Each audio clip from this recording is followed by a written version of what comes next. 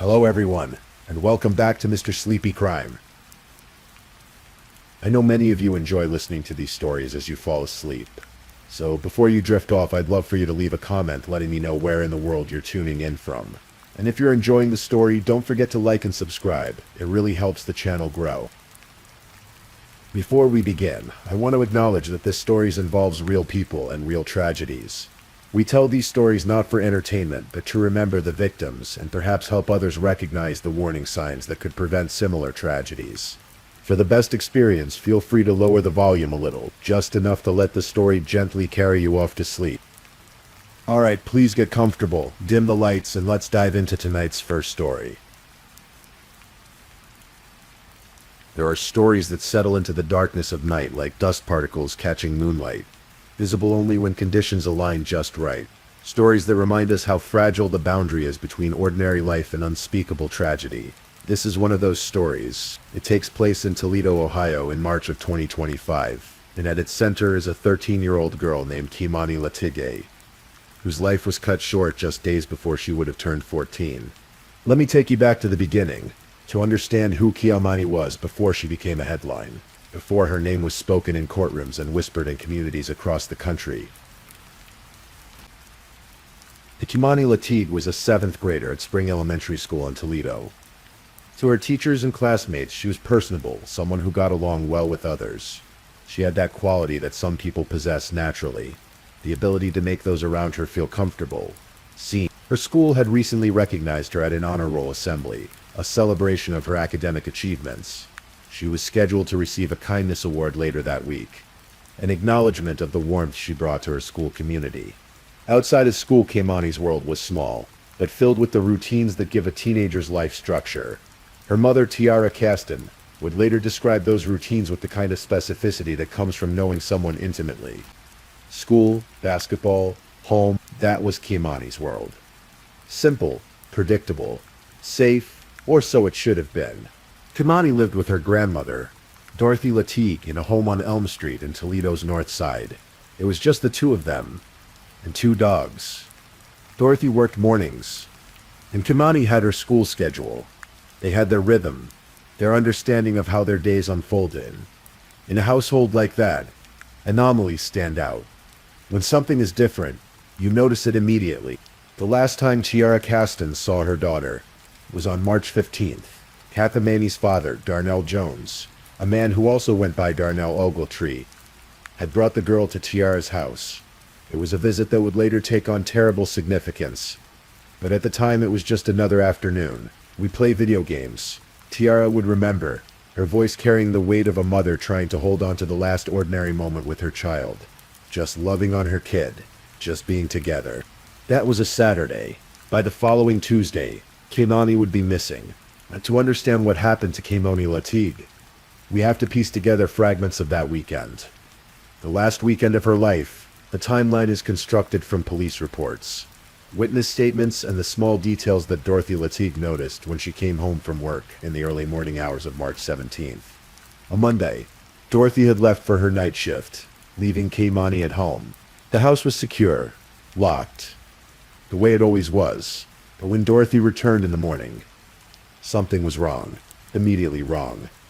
The door was unlocked. Inside, the house was in disarray. Not the kind of mess a teenager leaves behind, but something more disturbing. The stove was on, and Dorothy could smell gas. Kimani's keys and glasses were still in the house. Her grandmother knew that Kimani couldn't see without those glasses. She wouldn't have left without them voluntarily. And there were other details, the kind that make your skin prickle with unease. A rug had been displaced. Kimani's pajamas were on the dining room floor. Her underwear was by the couch in the front room. These weren't the signs of a girl who had simply left for school early or gone to a friend's house. These were signs of something violent, something sudden. But Kimani wasn't there. The house held only the evidence of her absence and these troubling clues that something terrible had occurred. Dorothy called the school. Kimani hadn't shown up. She tried calling her granddaughter's phone, but it went straight to voicemail. That wasn't like Kimani. The girl was responsible, predictable in her routines. Dorothy knew something was deeply wrong, but it would be another day before she officially reported Kimani missing.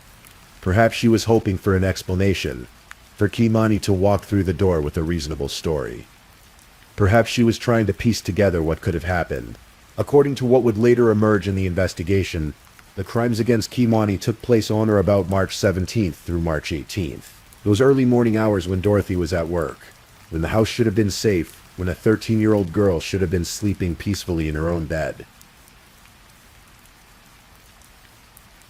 On March 18th, just before noon, Dorothy Latigue filed a missing person report with the Toledo Police Department. Her granddaughter was missing. She hadn't been seen since the night of March 16th. The details Dorothy provided painted a picture of a girl who wouldn't have run away: the unlocked door, the stove left on, the glasses left behind, the disturbed state of the house. The news spread through the community quickly. A 13-year-old girl missing in Toledo. Local media picked up the story. Kimani's face appeared on news broadcasts and social media. A young girl with her whole life ahead of her, now vanished. During this time, as the community began to mobilize, as friends and family members started searching, reporters also spoke with Darnell Jones, Kimani's father. He had an explanation for why he had been at the house recently. According to Jones, Kimani had called him on the night of March 16th. She was afraid, he said. She thought someone was trying to break into the house. So Jones came over with his cousin. They stayed for about an hour, he said, leaving around midnight. It was a plausible story, the kind a father might tell. A daughter calls, scared, and the father responds. He comes to make sure she's safe, stays until she's calm, then leaves. But there were inconsistencies in Jones's account, details that didn't quite align when investigators began looking more closely. The community didn't wait for answers. They organized. On March 21st, family and friends held a search party in North Toledo. They distributed flyers throughout neighborhoods, asking people to keep an eye out for Kimani. They knocked on doors. They walked streets. They called her name. In moments like these, communities come together, bound by a shared hope that maybe, just maybe, this story will have a different ending than the one everyone fears. But the investigators were already following another thread. They were looking at Darnell Jones more closely. He had been the last person to see Kimani. His statements about that night contained inconsistencies. When asked about Kimani's location, his answers changed. When asked what he had done with her, the details shifted. On March 23rd, authorities made their move. They filed an abduction charge against Darnell Jones and issued a warrant for his arrest. The father, who had stood in front of cameras expressing concern for his missing daughter, was now officially a suspect in her disappearance. There's a street in East Toledo called Miami Street. On that street, near the intersection with Wilmot, stands an abandoned house. Or stood, I should be more precise about that. It's a structure that had already been through trauma. In May of 2022, this house had burned in a fire. 3 years later, it remained abandoned. Its windows hollow, its interior exposed to the elements and to anyone who might seek to use it for purposes the original builders never intended. On March 24th, 2025, investigators arrived at this abandoned, burned-out house. We don't know exactly what led them there, whether it was a tip, surveillance footage, phone records, or some combination of evidence that pointed them to this particular location. What we know is that they entered the structure and climbed to the second floor. That's where they found Kimani Latigue's body. The discovery sent shockwaves through Toledo. What had been a missing person case was now a murder investigation. The 13-year-old girl who had been missing for nearly a week was dead, her body hidden in an abandoned building less than a mile from where she lived with her grandmother. The Lucas County Coroner's Office conducted an autopsy the following day. Kimani had died from multiple incised wounds to the neck. To be clear about what that means, without being gratuitous, her throat had been cut multiple times. It was a violent death, a brutal death for a child who had, by all accounts, been kind and personable, who had been looking forward to her 14th birthday just days away. When Kimani's body was found, additional charges were filed against Darnell Jones. To the abduction charge, prosecutors added murder and felonious assault. But Jones was nowhere to be found. He had disappeared, and now a massive manhunt was underway. Law enforcement agencies across Ohio were looking for him. His face was on the news. His name was on the wanted lists. Every officer in the region knew they were looking for a man accused of murdering his own daughter. Darnell Jones was found the next day, March 25th, in Columbus, Ohio, about 2 hours south of Toledo. Columbus police working with SWAT officers had tracked him to a location in the city. What happened next was captured on body camera footage that would later be released to the public. The video shows officers approaching Jones. They're calling out to him, trying to get him to surrender peacefully, but Jones doesn't want to be taken alive. According to the Columbus FOP president Brian Steele, Jones explicitly asked police to kill him. "Just kill me," he reportedly said. Then he reached for a gun. A SWAT officer fired. Jones went down, wounded but alive. He was taken to a hospital in Columbus where he would remain for approximately 3 weeks recovering from his injuries. Brian Steele, in his statements to the media, described the Kiamani Lateef case as one of the most horrific he had encountered in his career.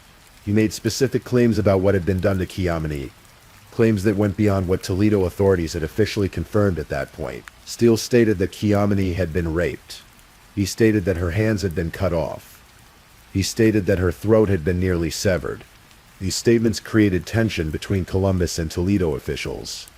Toledo's police chief Mike Trundle found himself in a public disagreement with Steele over what should and shouldn't have been disclosed to the media. But regardless of the interdepartmental friction, the basic facts remained unchanged. Kiamani Lateef was dead, and her father was in custody, wounded but alive, while Darnell Jones recovered in a Columbus hospital under police guard. Toledo was grieving. The community that had searched for Kiamani, that had hoped for her safe return, now had to confront the reality of her death. On March 25th, the day Jones was shot in Columbus, people began gathering at the abandoned house on Miami Street, where Kiamani's body had been found. They brought candles. They brought stuffed animals. They brought balloons and flowers and handwritten notes. A makeshift memorial grew throughout the day and into the evening. Many of the people who came to pay their respects had never met Kiamani. They were strangers bound together by grief for a child they hadn't known, but whose death had touched something deep within them. Lori Hicks, a grandmother herself, stood at the memorial and told reporters, "I'm a grandmother and I have a daughter and I just couldn't imagine. I'm so hurt behind it. I didn't even know the little girl, but I think the community came out, reached out, and is going to support her." That evening, a vigil was held. People gathered at the corner of Miami and Wilmot, standing in front of the burned-out house that had become Kiamani's tomb. They chanted her name. They lit candles. They prayed. Among those in attendance was one of Kiamani's former teachers, a woman who had known the girl years earlier when she was in a different guardian's care. This teacher spoke about concerns that had been reported to Lucas County Children's Services. On multiple occasions, she used a word that would echo through the community in the days to come. Preventable. This felt preventable, she said. There had been signs, there had been reports, there had been opportunities to intervene. March 29th would have been Kiamani's 14th birthday. Instead of celebrating, protesters marched outside the Lucas County Children's Services building, demanding answers. How had this happened? How had a child who had been the subject of multiple reports to Child Protective Services ended up dead at the hands of her father? Lucas County Children's Services issued a statement. The agency had investigated multiple reports regarding the care of Kiamani Lateef, but they had never found evidence sufficient to remove the girl from her home. They could not provide specific details because the records were not public, but their position was clear. They had investigated, and they had not found grounds for removal. To many in the community, this was unacceptable. A task force was formed to investigate systemic issues within the agency. City council members called for accountability. The conversation expanded beyond just Kiamani's case, to larger questions about how the child welfare system functions, how reports are investigated, what evidence is required to intervene, and whether the system is adequate to protect vulnerable children. On April 17th, after 3 weeks in the hospital, Darnell Jones was transported back to Toledo to face charges. He had been indicted by a grand jury on April 23rd, on more than a dozen charges. The indictment revealed the full scope of what prosecutors believed had happened to Kiamani. Jones was charged with aggravated murder, kidnapping, rape, felonious assault, tampering with evidence, abuse of a corpse, and several counts of gross abuse of a corpse. The charges painted a picture of sustained violence and violation. According to the indictment, the crimes occurred on or about March 17th through March 18th. Those hours when Dorothy Latigue was at work, when Kimani should have been safe at home. Jones's bond was set at $4 million at 0%, meaning he would need to pay the full amount to be released, in effective denial of bail. He appeared in court on April 30th and pleaded not guilty to all 15 charges. His attorneys indicated they would fight to have the death penalty removed from the case, but for now it remained on the table. This was a capital case. If convicted, Jones could face execution. The evidence against him was extensive.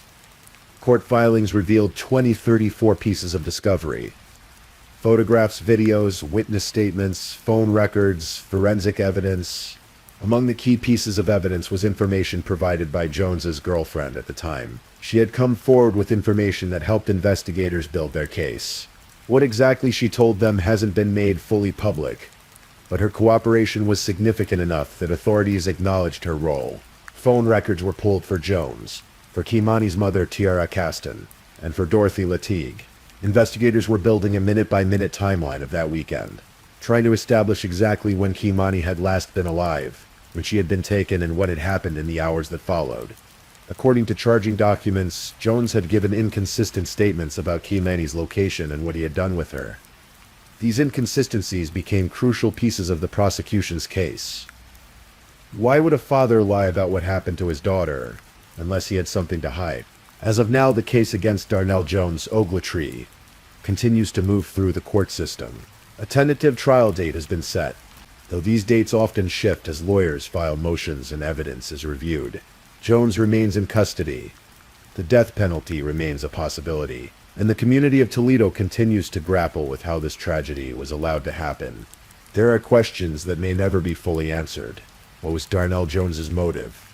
What drives a father to kill his own child in such a brutal manner? The court proceedings may reveal more details, but they may not reveal a motive that makes sense to anyone outside of Jones's own mind. There are questions about the child welfare system. Lucas County Children's Services maintains that they investigated reports about Kilomi's care, but found no evidence warranting removal from her home. But Kilomi's former teacher and other community members insist there were signs, there were concerns, there were reports that should have triggered more aggressive intervention. Where was the breakdown? Was it in the reporting? Was it in the investigation? Was it in the standards used to determine when a child is at risk? There are questions about Kimani's living situation. She lived with her grandmother Dorothy, not with either parent. What were the circumstances that led to that arrangement? Dorothy Latigue appears to have been a loving caregiver, who noticed immediately when something was wrong. But why was Darnell Jones still in Kimani's life? What level of access did he have? What were the custody arrangements? And there are questions about those final hours. What happened in that house on Elm Street on the night of March 16th through the early morning hours of March 17th? How did Jones gain access? How did he get Kimani out of the house? Did she go willingly at first, trusting her father? At what point did she realize she was in danger? These are the questions that haunt cases like this. The questions that keep you awake at night thinking about a child's final moments. Let's return for a moment to who Kimani was, because it's easy in cases like this for the victim to become nothing more than a name and a headline, a statistic in a crime database. But Kimani Latigue was a real person with her own hopes, her own personality, her own future that was stolen from her. She was days away from turning 14. She was on the honor roll. She was about to receive an award for kindness. Not for academic achievement or athletic prowess, but for kindness. That tells you something about who she was. In a world that often rewards competitiveness and individual achievement, Kimani was being recognized for being kind to others. Her mother remembered her as a girl who lived a simple life. School, basketball, home. There's something poignant about that simplicity. At 13, Kimani wasn't running wild or getting into trouble. She was going to school, playing sports, spending time at home. She was being a kid in the best possible way. Her school described her as personable, someone who got along well with others. That's the kind of description that might seem generic when you read it in an official statement, but think about what it really means. In middle school, one of the most socially fraught periods of life, Kimani made people feel comfortable. She got along with others. She was the kind of person who smoothed over conflicts rather than creating them. And she loved video games. That detail, shared by her mother, feels important. When Tiara Caston described the last time she saw Kamani, she talked about playing video games together. Just a mother and daughter, controllers in hand, sharing that particular kind of companionship that comes from doing something you both enjoy. It's such a normal detail, such an ordinary way to spend time together, and that's what makes it so heartbreaking. Kamani should have had thousands more afternoons like that. She should have had years of playing video games with her mom, of going to school, of playing basketball, of growing up and figuring out who she wanted to become. Instead, she got 13 years. 13 years. 11 months and a handful of days. And then her life ended in an abandoned, burned-out house on Miami Street, at the hands of the man who should have been one of the people most dedicated to protecting her. The murder of Kamani Lateef is not an isolated incident, as much as we might wish it were. According to various studies and statistics, familial homicide, when a family member kills another family member, accounts for a significant percentage of murders involving children, and in a disturbing number of these cases, the perpetrator is a parent. These cases force us to confront uncomfortable truths about family violence, about the privacy of the home, as both sanctuary and potential danger zone, about the difficulty of intervening in family situations. Even when there are signs of trouble, the child welfare system in America is overwhelmed. Social workers carry enormous caseloads. They're asked to make impossible judgments about which children are at risk and which are safe. They operate under legal frameworks that prioritize keeping families together when possible, which is generally a good thing, except in the cases where it isn't, where family unity comes at the cost of a child's safety or, as in Kamani's case, a child's life. There's also the complicated dynamic of parental access. Even when a child doesn't live with a parent, that parent often retains legal rights to spend time with the child. And for good reason. Most parents who don't have custody are not dangerous. Most are people who, for various reasons, aren't the primary caregiver but still love their children and want to maintain a relationship with them. But some are dangerous.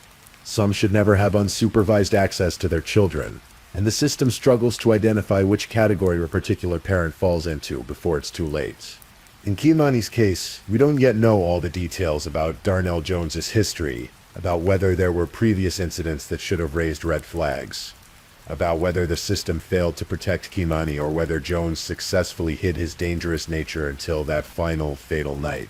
What we do know is that a 13-year-old girl is dead, and the person charged with her murder is her father. We know that there were reports to Child Protective Services that apparently didn't result in sufficient intervention. We know that a community is left asking how this could have been prevented. In the weeks following Kamani's death, the memorial outside the abandoned house on Miami Street continued to grow. People kept coming, kept adding flowers and candles and messages. The site became a place of pilgrimage for a grieving community. Funeral services were planned, though there was some confusion and changes regarding which funeral home would handle the arrangements. Community members and local businesses rallied to raise funds to ensure Kamani could have a proper funeral. When you don't expect to bury a 13-year-old, you don't have money set aside for it. The community stepped up to help the family with these unexpected and unwanted expenses. Then what would have been Kamani's 14th birthday, March 29th, the community held an event to honor her memory. Instead of a birthday party with cake and presents and friends singing, there was a memorial service. Instead of Kamani blowing out candles and making a wish, there were candles lit in her memory and wishes from others that she could have lived to see this day. But the community response went beyond memorial services. There was anger alongside the grief. The protests outside Lucas County Children's Services weren't just about expressing sadness. They were about demanding accountability and change. People wanted to know how the system had failed to protect Kamani. They wanted reforms that would prevent the next tragedy. The task force formed to investigate Lucas County Children's Services represents an attempt to turn Kamani's death into a catalyst for change. The hope is that by examining what went wrong in this case, by identifying systemic weaknesses, by implementing reforms, future children might be saved. It's a hope that offers cold comfort to Kamani's family, who would trade any amount of future reform for the chance to have her back. But it's also important work. If Kamani's death can somehow make other children safer, then at least some small meaning might be extracted from a senseless tragedy. As this script is being written, Darnell Jones Ogletree awaits trial. He has pleaded not guilty to all charges. His defense attorneys are working to have the death penalty removed from consideration. The prosecution is preparing to present their case, building a narrative from those 2034 pieces of evidence, from witness testimony, from forensic analysis. The trial, when it happens, will be difficult for everyone involved. Kimani's family will have to sit in a courtroom and hear the details of how she died. They'll have to look at the man charged with killing her, her own father, and relive the worst moments of their lives. The jury will have to examine evidence that no one should have to see, evidence of violence done to a child. Jones's defense will present their case, though what that case might be remains to be seen. Will they argue that Jones didn't do it, that someone else killed Kimani? Will they argue diminished capacity, that Jones wasn't in his right mind? Will they present mitigating factors to try to avoid the death penalty? These questions will be answered in the courtroom. For the community of Toledo, the trial will bring everything back to the surface. The news coverage will intensify. The details will be reported and re-reported. The memorial on Miami Street might see renewed attention, and once again people will ask how this was allowed to happen, how a father could do this to his daughter, how the warning signs were missed or ignored. In true crime, we often focus on the perpetrator. We analyze their psychology, their motives, their methods. We try to understand what makes someone capable of committing terrible acts, and while that has value, understanding evil might help us prevent it. It can also overshadow the victim, the person whose life was taken, whose story was interrupted mid-sentence. So let's end by remembering Kimani Lateeg, not as a victim, not as a case file or news story, but as a person, a 13-year-old girl who was kind to others, who did well in school, who loved playing basketball and video games, who had a mother who loved her, and a grandmother who protected her as best she could, who should have turned 14 on March 29, 2025, who should have finished 7th grade and gone on to 8th grade, who should have grown up, graduated high school, maybe gone to college, maybe started a career, maybe had a family of her own someday. Candice should have had a future. That's what was taken from her in that abandoned house on Miami Street. Not just her life, but her future. All the birthdays and basketball games and video game sessions and ordinary Tuesday afternoons that make up a life. The memorial outside that house will eventually be cleared away. The flowers will wilt, the candles will burn out, the stuffed animals will be collected and stored or discarded. The house itself might be torn down, but Kimani's name won't be forgotten, not by her family, not by her community, and hopefully not by a system that failed to protect her. Her former teacher said this felt preventable. That's the thought that haunts everyone who knew about this case. It feels preventable. And maybe it was. Maybe there were intervention points that were missed. Maybe there were opportunities to save Kimani that slipped by unrecognized or unacted upon. We can't change what happened to Kimani Lateeg. We can't bring her back. We can't give her the 14th birthday she never got to celebrate. But we can remember her. We can learn from what happened to her. We can work to ensure that the next child in danger is identified and helped before it's too late. That's how we honor Kimani's memory. Not just with candles and flowers and vigils, but with the hard work of making sure that other children don't suffer the same fate. With the commitment to building better systems, to recognizing warning signs, to believing children when they tell us they're afraid, to intervening even when it's difficult or uncomfortable. Kimani Lateeg deserved better than what happened to her. She deserved to grow up. She deserved to be safe. She deserved to have a father who protected her rather than harmed her. She deserved to live. And while we can't give that to her now, we can commit to fighting for those things for every other child out there who might be in danger. That's Kimani's legacy. That's what we must carry forward from this tragedy. Rest in peace, Kimani Lateeg. You were loved. You were remembered. You mattered. Please, if this is your first time listening to one of our true crime stories, welcome to the channel where we explore these cases in a calm and respectful way. I also want to take a moment to appreciate my amazing subscribers who've been rocking with me. Thank you so much for your continued support. If you're still awake and listening, drop a comment. Let me know where you're tuning in from and the current time in your corner of the world, or just say something to let me know you're still here. And if you haven't already, be sure to like this video and subscribe, so you don't miss our next true crime stories for sleep. Now, let's move on to our second story. Story 2. There are stories that stay with communities long after the news cameras have left, long after the courtroom doors have closed. They linger in the minds of those who lived through them, casting shadows over familiar streets and ordinary days.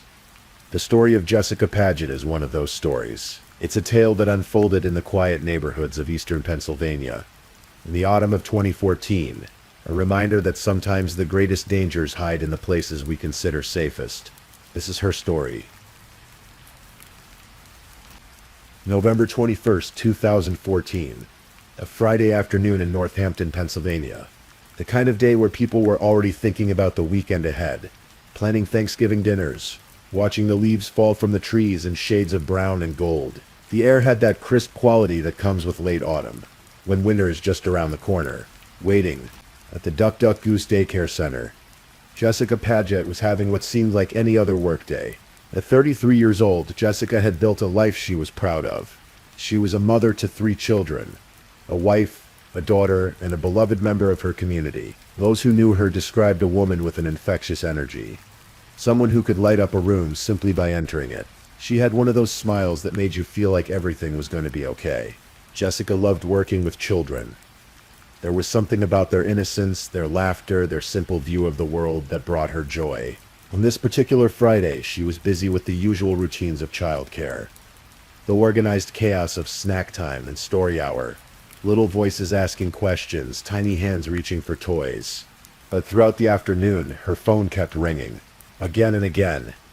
The caller was her stepfather, Gregory Graff. He needed help with something on his computer, he said. It was urgent. Could she come over? Just for a few minutes? Jessica's coworkers would later remember those phone calls.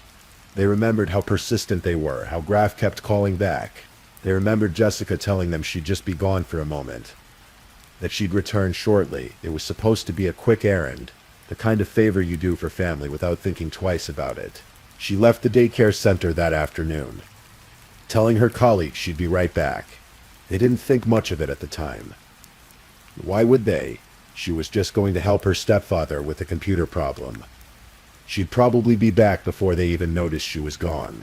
But Jessica Paget never came back. When Jessica didn't return to work, her coworkers grew concerned. They tried calling her phone. No answer. They called again. Still nothing. The concern began to transform into worry, and worry into fear. This wasn't like Jessica. She was responsible, dependable, the kind of person who always let you know where she was. By evening, when Jessica failed to come home to her husband Michael and their children, the fear became palpable. Michael Paget tried to stay calm, tried to think of reasonable explanations. Maybe her phone died. Maybe she got caught up with something. Maybe there was traffic. But with each passing hour, those explanations felt thinner, less convincing. The family contacted the police. A missing persons report was filed. Jessica's face soon appeared on the news, on social media, on flyers posted around the community. The search began in earnest. Volunteers combed through neighborhoods, parks, anywhere she might be. The police started investigating, interviewing anyone who might have seen her, trying to piece together her last movements. The trail led them to a disturbing discovery. Jessica's car was found abandoned in Northampton, not far from where she was last seen. The vehicle was empty, offering no clues about where she had gone or what had happened to her. It sat there like a ghost, a question mark on wheels.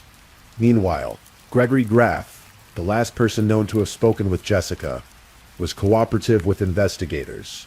Yes, he confirmed. Jessica had been coming to help him with his computer.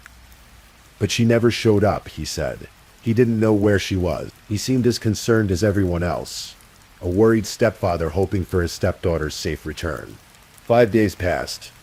5 agonizing days where Jessica's mother, Danelle Bittner, clung to hope, where Jessica's father, Thomas Kajmar, waited by the phone, where Michael held their children and tried to explain why mommy wasn't home yet, where the community rallied together, searching, praying, hoping for a miracle. But there would be no miracle. On November 26th, Gregory Graff's facade crumbled. Under police questioning, he confessed. He had killed Jessica. He had shot her in the back of the head at his home, and he knew exactly where her body was. Grafter drew a diagram for investigators, showing them a location on his 7-acre property in Allen Township. When police arrived at the site, they found Jessica's body buried behind a shed, wrapped in a blood-stained comforter, covered with leaves and debris, hidden like discarded refuse. The young mother, the beloved daughter, the cherished wife, reduced to this. But as horrifying as this discovery was, as much as it shattered the hearts of everyone who loved Jessica, the full truth of what had happened was somehow worse. Because Gregory Graff hadn't just killed his stepdaughter. What he had done after her death would reveal a darkness that defied comprehension. In the investigation that followed Graff's confession, police discovered something that would make this case infamous throughout Pennsylvania and beyond. On Graff's electronic devices, they found video recordings, 8 separate recordings, spanning nearly 2 hours, filmed from 2 different cameras. The video showed Gregory Graff sexually abusing Jessica's corpse after he had murdered her. He had recorded himself performing these acts, documenting his own depravity in high definition. The footage would become the centerpiece of evidence that would eventually send him to prison for life. As investigators dug deeper into Graff's actions on that November day, a disturbing picture emerged. This wasn't a crime of passion, wasn't a sudden loss of control. This was calculated. This was planned. The day before Jessica's murder, Graff had gone shopping. Not for groceries or household items, but for sex toys. He knew what he was planning to do. He had arranged the timing carefully, knowing that his wife, Danelle, would be in Florida. Away from home, he had called Jessica repeatedly that afternoon, luring her to his house under the pretense of needing computer help. When Jessica arrived, trusting and unsuspecting, Garrett shot her in the back of the head without warning. She likely never knew what hit her, never had a moment to comprehend what was happening. The betrayal was absolute. After killing her, Graff spent hours with her body, performing acts that would later be described in court as among the most disturbing crimes the Lehigh Valley had seen in recent memory. He covered her head with a plastic bag. He spoke to her lifeless body. He recorded it all, creating a document of his own monstrosity. Then came the cover-up. Graff drove Jessica's car to Northampton and abandoned it, but he had planned this too. Earlier in the day, he had strategically placed his own truck in the area, allowing him to ditch Jessica's vehicle and return home. It was all choreographed, all thought out in advance. For 5 days, while Jessica's family desperately searched for her, while volunteers combed the streets, while her children asked when Mommy was coming home, Gregory Graff knew exactly where she was. He sat with that knowledge, maintaining his concerned stepfather act, never showing a crack in his performance, until he did. Nearly a year later, in November of 2015, Gregory Graff went on trial for the murder of Jessica Paget. By this time, he was 54 years old. He had been married to Jessica's mother, Danelle, for 17 years. 17 years of family dinners and holidays and everyday moments. 17 years of trust. The trial was held at the Northampton County Courthouse, and it would prove to be one of the most emotionally difficult proceedings in the county's history. From the very beginning, Graff's defense attorney, Jack McMahon, took an unusual approach. He didn't deny that Graff had killed Jessica. He didn't deny that Graff had abused her corpse. Those facts were indisputable. Instead, McMahon argued about the degree of the crime. He claimed that something snapped with Graff, that the killing wasn't premeditated, that it was somehow an aberration, an act that shocked even Graff himself. McMahon asked the jury to convict his client of third-degree murder, rather than first-degree murder, which would mean a sentence of 20 to 40 years instead of life without parole. The prosecution, led by District Attorney John Morganelli, painted a very different picture. They presented evidence of Graff's careful planning, the sex toys purchased the day before, the strategic placement of vehicles, the timing coordinated with his wife's absence. This wasn't someone who snapped. This was someone who planned a murder to fulfill a dark fancy. But the evidence everyone was waiting for, the evidence that would define the trial, was the video. Throughout jury selection, the mere mention of this footage had emotional resonance. When prospective jurors were told they would have to watch it, 1/5 of the jury pool asked to be excused. They couldn't bear it, they said. They knew themselves well enough to know it would be too much. But the 12 who were selected, 9 men and 3 women, knew what they were facing. And on the final day of the trial, in a darkened courtroom, they watched. The video was displayed on a screen positioned away from the public gallery. where Jessica's family members sat. Many chose not to be in the courtroom at all. During this portion of the trial, Demel Bittner, Jessica's mother, stayed away. So did Thomas Kajmar, Jessica's father. They took their seats only after it was over. Some burdens are too heavy to bear, even in the pursuit of justice. The silence in that courtroom as the video played was profound. It was broken only by the sounds from the recording itself. Graf's voice speaking profanely to Jessica's lifeless body, and by Assistant District Attorney Patricia Mulqueen's professional voice saying, "Okay. The next video, please," as each clip ended. One juror's eyes filled with tears. Another's face twisted with profound distaste. Another sat motionless, hand over his mouth, fingers pinching his eyes shut. Even Graf's own attorney, Jack McMahon, looked away, swiveling his chair to avoid seeing the screen. Graf himself busied himself with court papers, refusing to look at what he had done.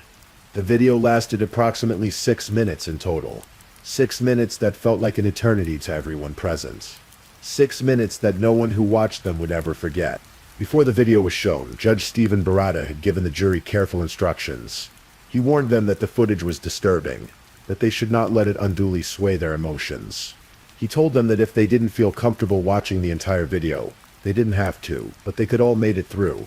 But when it ended, they sat in silence with vacant expressions, processing what they had witnessed.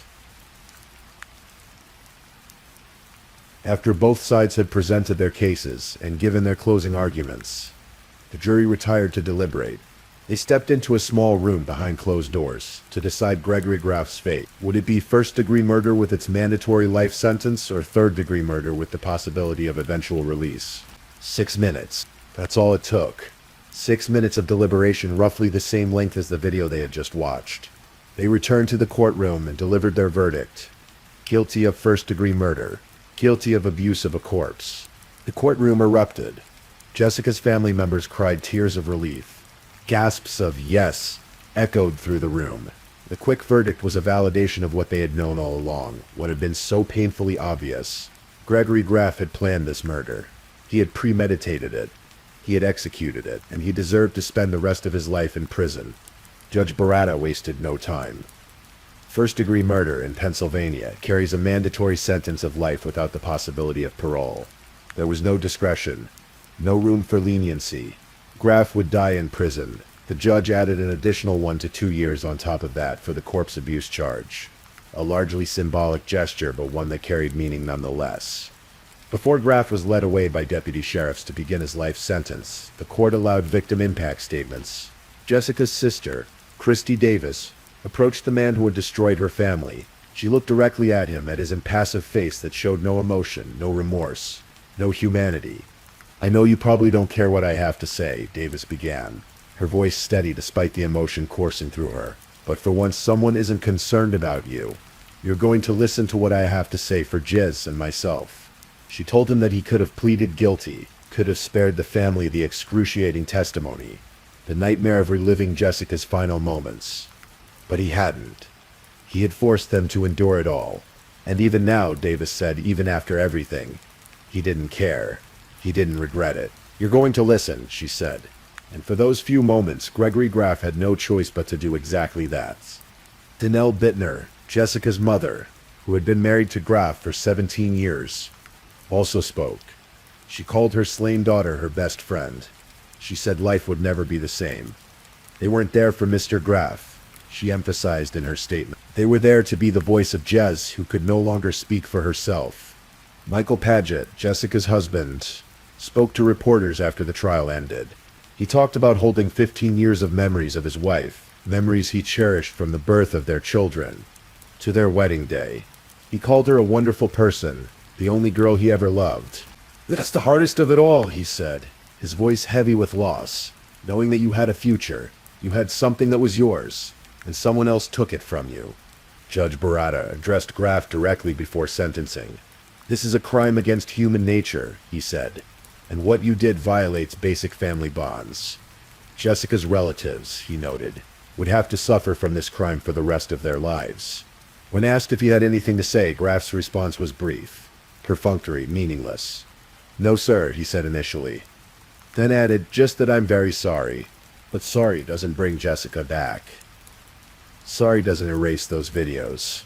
Sorry doesn't heal the trauma inflicted on her family, her children, her community. Sorry from the mouth of Gregory Graff was just another empty word. He was led away in handcuffs, 54 years old, beginning a life sentence that would never end. He would die in prison, far from the family he destroyed, far from the normal life he obliterated with his actions. In the years since Gregory Graff's conviction, life has moved forward for Jessica's family, though moving forward doesn't mean moving on. How do you move on from something like this? How do you explain to 3 children that their mother is never coming home because their step-grandfather murdered her? How do you reconcile 17 years of marriage with the fact that your husband committed one of the most heinous crimes imaginable against your daughter? Danelle Bittner eventually divorced Graff from his prison cell. The legal proceedings continued even behind bars, as Graff contested aspects of the divorce settlement. The audacity of a convicted murderer arguing about property division while serving a life sentence for killing his stepdaughter speaks to a level of narcissism that perhaps explains, in some small way, how he was capable of such evil. The Lehigh Valley community, too, has been left with scars. For those who followed the case, for the jurors who had to watch those videos, for the police officers who investigated the crime, for the prosecutors who presented the evidence, Jessica's murder became something they carry with them. Jury foreman Dave Holub later spoke about the experience, describing the gut-wrenching testimony and grisly videos that the jury had to endure. When they stepped into that deliberation room, he said the first thing he did was ask for a show of hands. The vote was unanimous. There was no doubt, no debate needed. 6 minutes was generous. Jessica's children have grown up without their mother. They've had birthdays and school events and milestones that she wasn't there to witness. They've had to build their lives around a hole that can never be filled, a loss that can never be recovered. Michael Padgett has had to navigate life as a single father, holding on to those 15 years of memories while creating new ones for his children, trying to honor Jessica's memory while also allowing them to live full lives. The Duck Duck Goose daycare, where Jessica worked that final day, continued serving the community. But for those who were there that November afternoon, who saw her leave saying she'd be right back, the memory lingers. Every time someone steps out for what should be a quick errand, there's probably a moment, just a flash, where they remember Jessica. Graff himself remains in prison, serving his life sentence at a Pennsylvania state correctional facility. He attempted to get a new trial in 2017, claiming various legal grounds for appeal. The attempt was unsuccessful. He will die behind bars. And there's a certain justice in that, even if it can never truly balance the scales of what he took from the world. The murder of Jessica Padgett forces us to confront uncomfortable truths about the nature of evil. It's a case that challenges our assumptions about safety, about family, about the people we trust. Gregory Graff wasn't a stranger lurking in the shadows. He wasn't some unknown predator who snatched Jessica off the street. He was her stepfather. He had been part of her life for 17 years. He was someone who should have protected her, cherished her, celebrated her life. Instead, he ended it. The premeditation involved in Jessica's murder is what makes it particularly chilling. Graff didn't snap in a moment of rage. He didn't lose control in a heated argument. He planned it. He shopped for implements the day before. He coordinated the timing. He lured Jessica to his home with lies. He arranged his vehicles for the cover-up. Every step was calculated, every detail considered. And the motive? The district attorney indicated that it appeared to be related to sexual assault, to necrophilia. Graff wanted to fulfill a dark fantasy, and his stepdaughter became the victim of that desire. It's the kind of motive that defies rational understanding, that makes us question how such darkness can exist in a human being. The video evidence, while crucial to securing Graff's conviction, represents another layer of depravity.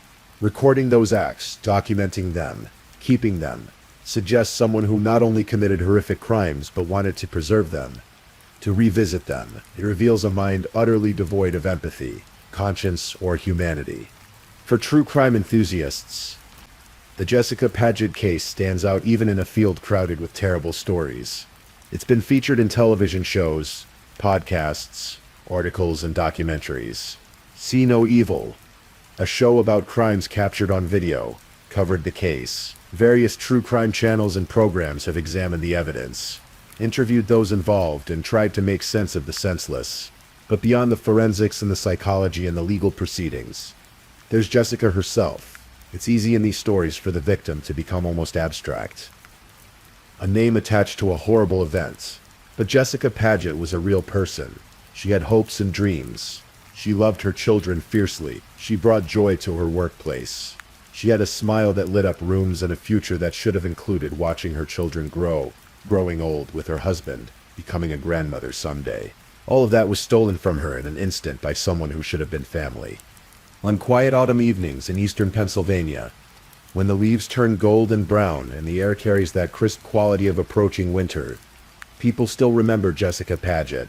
They remember the search, the hope, the devastating discovery. They remember the trial, the verdict, the justice that was served, but could never be sufficient. Her family continues to honor her memory. They share stories about her laugh, her kindness, her devotion to her children. They mark birthdays and anniversaries, celebrating who she was rather than focusing solely on how she died. The community too remembers. Jessica's case changed how people think about safety, about trust, about the fact that danger can come from the most unexpected places. It's a sobering lesson, one paid for at the highest possible price. Gregory Graff will spend the rest of his days in prison, and that's where he belongs. But even his life sentence doesn't truly balance the scales. Nothing can bring Jessica back. Nothing can give her children their mother. Nothing can restore what was taken on that November afternoon, when a trusted family member became a murderer.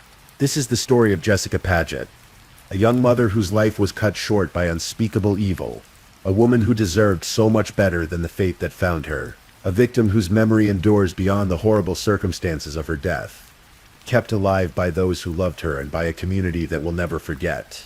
In the end, that's what matters most. Not the darkness of what Gregory Graff did, but the light that was Jessica, the love she gave, the joy she brought, the life she lived before it was stolen from her. That's what we should remember. That's what we must remember. Because Jessica Paget was more than a victim of a horrific crime. She was a daughter, a mother, a wife, a friend, a person, and she mattered. She still mattered. And that, more than anything else, is the truth that endures. Rest in peace, Jessica Paget. Gone but never forgotten. Please, if you're enjoying these stories, don't forget to leave a comment. Let me know where you're listening from and what time it is in your corner of the world. And if you haven't already, be sure to like this video and subscribe so you don't miss the next true crime story for sleep. Now let's move on to our third story. Story 3. Tonight we're going to explore a case that unfolded in the quiet suburbs east of Houston, Texas. A story about love, deception, and a pattern that took decades to fully reveal itself. This is the story of Joseph Hartsfield, a 46-year-old man whose death in January 2023 would expose a web of relationships, suspicion, and unanswered questions that stretched back over 30 years. Let me take you back to the beginning, to a cold winter month in Texas, where our story starts in a hospital room in Baytown. It was January 7th, 2023, a Saturday afternoon. The fluorescent lights hummed quietly in the emergency room at the hospital, east of Houston. A nurse hurried down the corridor, her shoes squeaking against the polished floor. In one of the treatment rooms, a man lay on a gurney, his breathing shallow, his skin pale and clammy with sweat. Joseph Hartsfield had been brought in with what the medical staff quickly recognized as a life-threatening condition. He was diabetic and his blood sugar levels were dangerously low, so low that it didn't make sense. Joseph was sweating uncontrollably, his body trembling. He had been vomiting for hours before his wife finally called for help. The nurses worked quickly, starting IVs, checking his vital signs, asking questions. His wife, Sarah, stood nearby. She was 50 years old, composed despite the emergency, answering the medical staff's questions with a certain calm that some might find reassuring. Others might find unusual given the circumstances. Joseph had diabetes, Sarah explained. He took insulin to manage his condition. But something had gone wrong, terribly wrong. The doctors stabilized him as best they could. But Joseph's condition was critical. His body was shutting down, systems failing one by one. The medical team worked around the clock, but despite their efforts, Joseph Hartsfield never regained consciousness. 8 days later, on January 15th, 2023, he died in that hospital room. It had been just 11 months since he and Sarah had married. 11 months since he had become her fifth husband. When someone dies unexpectedly in a hospital, especially under circumstances that don't quite add up, the medical staff takes notice. The nurses who had treated Joseph couldn't shake a feeling that something wasn't right. His symptoms, the timeline Sarah had provided, the severity of his condition, it all felt wrong somehow. One nurse in particular made a note in Joseph's file. She described his illness as suspicious, suggesting that it might have been caused by foul play. That single notation would set everything in motion. The Chambers County Sheriff's Office received the call from the hospital. Deputies arrived to interview Sarah and examine the circumstances surrounding Joseph's hospitalization and death. They visited the couple's home, a quiet residence where Joseph and Sarah had lived together during their brief marriage. Inside the bedroom, investigators found something that immediately caught their attention: multiple insulin pens lying near Joseph's bedside. For a diabetic, having insulin nearby wasn't unusual, but the number of pens, their placement, and the timeline of Joseph's symptoms raised questions. Sarah told investigators that on the day Joseph became sick, she had been recovering from her own recent surgery. She had been resting, she said, but had checked on Joseph 3 or 4 times throughout the day. Around 1 in the afternoon, she found him sweating uncontrollably and vomiting. That's when she called for help. The deputies listened, taking notes. But something about Sarah's account didn't align with what they were learning from the medical evidence. They began to dig deeper, requesting Joseph's medical records, interviewing his family members, piecing together the last days of his life. What they discovered would lead them down a path that went far beyond a single death in Texas. Weeks passed as the investigation continued. The Harris County Medical Examiner's Office conducted a thorough autopsy on Joseph's body. The toxicology reports came back, and what they revealed was chilling. Joseph Hartsfield had died from complications of toxic effects of insulin. His system had been flooded with the hormone, far more than any diabetic would ever administer to themselves, even by accident. The levels were so high that it could only be described as toxic exposure. But there was something else in Joseph's system as well.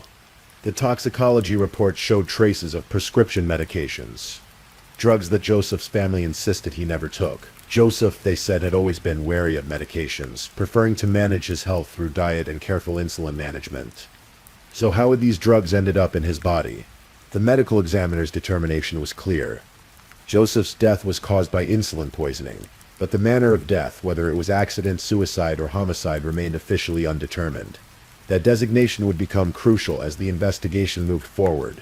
For the detectives working the case, the pieces were starting to come together. They had a victim whose death was caused by toxic insulin exposure.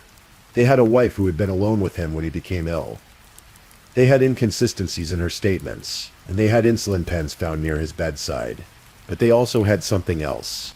Something that would transform this from a suspicious death investigation into something far more complex. They had Joseph's own words, spoken to his family just days before he died. Joseph's family had always been close. His mother, his sister, his other relatives, they stayed in touch. They worried about him, they loved him. And in the weeks leading up to his death, they had become increasingly concerned about Joseph's marriage to Sarah. Joseph had confided in his family members about problems in the relationship. He had told them that he was planning to leave Sarah, that he wanted a divorce. The marriage had been troubled almost from the start, and Joseph had reached a breaking point. On January 3rd, 2023, just 4 days before he would be hospitalized, Joseph called a family member. His voice was tense, worried.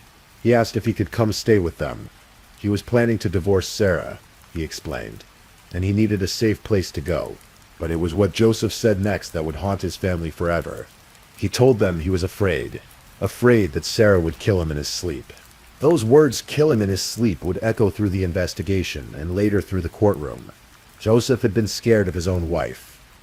He had felt unsafe in his own home, and just 4 days after making that call, he would be in a hospital bed, fighting for a life he would ultimately lose.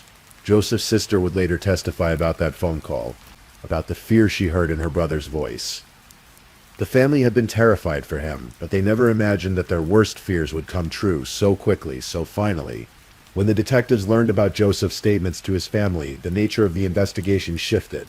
This was no longer just a case of suspicious circumstances. This was a potential murder. On February 24, 2023, Sarah Jean Hartsfield was indicted on charges of first-degree murder in the death of her husband, Joseph Hartsfield. She was arrested and booked into the Chambers County Jail. Her bond was initially set at a staggering $5 million, later reduced to $4 million, then eventually to $2 million, an amount that reflected the severity of the charges and the court's concerns about the case. Sarah pleaded not guilty. Her defense would argue that Joseph's death was the result of his own mismanagement of his diabetes, that the insulin levels could be explained by his condition and his own actions. But the prosecution had a different theory, and they had evidence to support it. Yet as disturbing as Joseph's case was, it would soon become clear that his death was just one piece of a much larger, darker puzzle. As news of Sarah's arrest spread, reporters began digging into her background. What they found was extraordinary, a pattern of relationships that seemed to end in tragedy with unsettling regularity. Sarah had been married 5 times.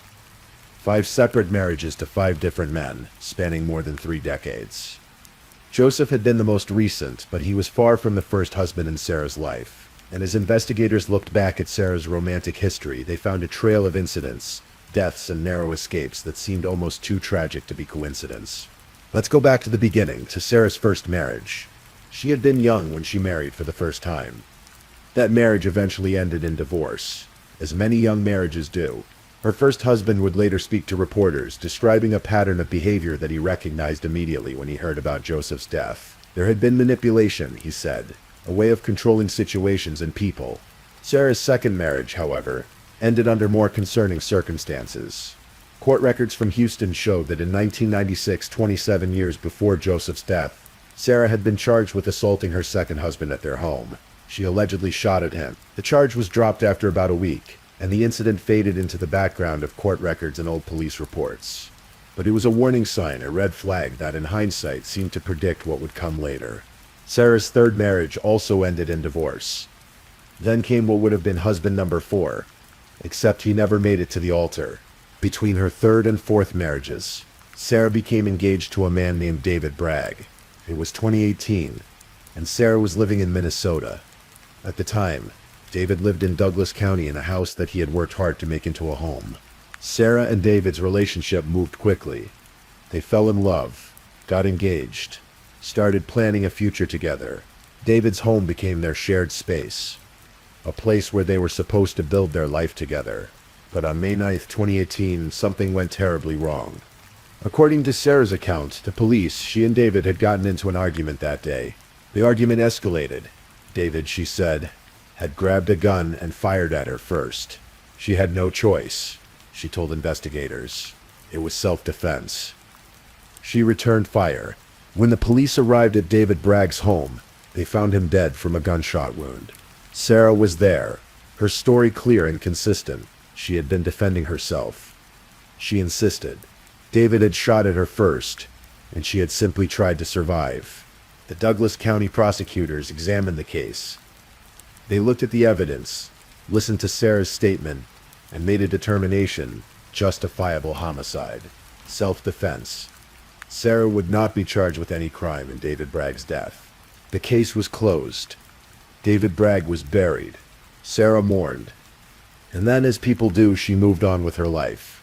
But years later, after Joseph Hartsfield's death and Sarah's arrest in Texas, authorities in Minnesota announced that they would be re-examining David Bragg's shooting. The circumstances that had seemed like a clear-cut case of self-defense in 2018 now looked different in light of what had happened to Joseph. Had David Bragg really fired first?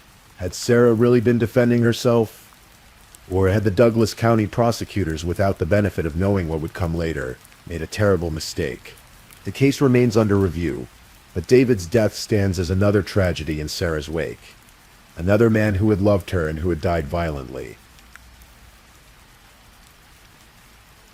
After David Bragg's death, Sarah left Minnesota. She eventually moved to New Mexico, where she would meet and marry her fourth husband, a man whose house had burned down in 2018, the same year David Bragg was killed.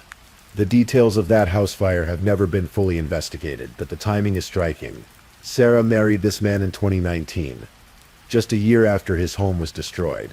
That marriage, like the ones before it, would eventually end. But unlike David Bragg, husband number 4 survived his relationship with Sarah. He would later speak cautiously about his time with her, describing a woman who was smart, capable, and somehow always at the center of chaos and tragedy. Which brings us to Joseph Hartsfield, husband number 5. Joseph was 46 when he met Sarah. He had been living his life in Texas, managing his diabetes, staying close to his family. He wasn't looking for drama or complexity. He just wanted companionship, love, maybe a partner to share his life with. Sarah and Joseph's courtship was relatively brief. They connected, fell for each other, and decided to marry. In February 2022, they became husband and wife. Joseph's family welcomed Sarah, hoping that their son and brother had found happiness. But almost immediately, there were problems. Joseph's personality seemed to change. He became more withdrawn, more stressed. His family noticed that he seemed afraid, though he didn't say much about it at first. As the months went by, Joseph's fear grew. He confided in family members that the marriage wasn't what he had hoped for. He talked about getting a divorce, about leaving, and then came that phone call on January 3rd, 2023. The one where he said he was afraid Sarah would kill him in his sleep. 4 days later, he was in the hospital. 8 days after that, he was dead. As the prosecution built its case against Sarah Hartsfield, they compiled a compelling timeline of evidence. There were the insulin pens found by Joseph's bedside. Multiple pens suggesting that someone had administered more insulin than a diabetic would normally use. There was the toxicology report showing not just toxic levels of insulin, but also prescription medications that Joseph's family swore he never took. There were Sarah's own statements, which contained inconsistencies that investigators documented carefully. She had said she checked on Joseph 3 or 4 times throughout the day, but the timeline of his symptoms didn't quite match up with her version of events. There was the fact that Joseph had been sweating uncontrollably and vomiting for hours before Sarah finally called for medical help. Why had she waited? Why hadn't she called sooner when her diabetic husband was clearly in medical distress? And there was Joseph's own voice captured in the memories of his family members saying that he feared his wife would kill him. But perhaps most damning was the pattern. Sarah had been married 5 times. One fiancé was dead from a gunshot wound she admitted to firing. One husband's house had mysteriously burned down, and now her 5th husband was dead from insulin poisoning. Was it all tragic coincidence, or was there something darker at work? Sarah's defense attorneys argued that Joseph's death was the result of his own actions and health conditions. Joseph was a diabetic. They pointed out he managed his own insulin. It was entirely possible that he had made a mistake with his dosing, that he had accidentally administered too much insulin. The defense suggested that Joseph had been careless with his health, that his diabetes management had been poor, and that his death was a tragic accident rather than a murder. As for the fear he had expressed to his family, the defense argued that marital discord was not evidence of murder. As couples fight, divorces happen. Just because a marriage is troubled doesn't mean that one spouse murdered the other. And regarding Sarah's past, the shooting of David Bragg, the assault charge from 1996, the pattern of relationships. The defense maintained that none of that proved she had killed Joseph. Each incident had been investigated at the time, and either dismissed or ruled justifiable. Sarah herself maintained her innocence, pleading not guilty to the murder charge. The trial of Sarah Jean Hartsfield began in late September 2025, nearly 3 years after Joseph's death. The courtroom in Chambers County, Texas was packed with reporters, spectators, and Joseph's grieving family members. The jury consisted of 8 men and 4 women, along with 2 alternates. They listened as prosecutors laid out their case, walking through the timeline of Joseph's final days, explaining the medical evidence, presenting the testimony of Joseph's family members. Joseph's mother took the stand, her voice breaking as she talked about her son. She described him as a loving, careful person who had always managed his diabetes responsibly. She talked about the fear she had felt when Joseph told the family he was afraid of Sarah. Joseph's sister testified next, recounting the devastating phone call on January 3rd when her brother asked if he could come stay because he feared his wife would kill him in his sleep. The words hung in the courtroom, heavy and haunting. Medical experts took the stand to explain insulin, how it works in the body, what levels are normal versus toxic. They walked the jury through Joseph's toxicology report, showing how the amount of insulin in his system was far beyond what anyone would accidentally administer. A nurse from the hospital testified about her suspicions, about how Joseph's case had struck her as wrong from the very beginning. Chambers County deputies walked the jury through the investigation, showing photographs of the insulin pens found by Joseph's bedside, explaining the inconsistencies they had discovered in Sarah's statements. Throughout it all, Sarah sat at the defense table, calm and composed, her face revealing little of what she might be thinking or feeling. The defense presented their case, arguing that the evidence was circumstantial, that insulin poisoning could happen accidentally, especially in someone with diabetes. They suggested that Joseph might have taken medications that interacted badly with his insulin, causing the crisis that led to his death. But the prosecution's final argument was simple and powerful. Joseph Hartsfield told his family he was afraid his wife would kill him. 4 days later, he was fighting for his life in a hospital. 8 days after that, he was dead from insulin poisoning, and the woman he feared was the last person to be alone with him before he became sick. As the trial continued into October 2025, the case of Joseph Hartsfield raised questions that went far beyond one man's death in a Texas hospital. How many times can tragedy strike in one person's life before it stops being coincidence and becomes pattern? How many relationships can end in violence or death before we stop giving someone the benefit of the doubt? David Bragg's case is being re-examined now, but it's been 7 years since his death. If there was evidence that contradicted Sarah's self-defense claim, has it been lost to time? Will his family ever get answers? And what about the other husbands? The other relationships? Were there warning signs that were missed? Opportunities to intervene that were passed over? Joseph's family will never get him back. They'll never hear his voice again, never celebrate another holiday with him, never get to say the things they wish they had said. All they have now is the hope that justice will be served, that the truth will finally come to light. As you drift towards sleep tonight, think about this case not with fear, but with a kind of somber contemplation. Think about the nature of trust, how we open our hearts to people, how we believe in their goodness even when red flags wave in the periphery of our vision. Think about Joseph, who just wanted companionship and love, who found himself in a situation he couldn't escape. Think about his last days, the fear he must have felt, the hope that somehow it would all work out. Think about patterns, about how human beings can sometimes hide in plain sight, how tragedy can cloak itself in the mundane, how evil, if evil is indeed what this was, can wear a familiar face and speak in a loving voice. The trial continues.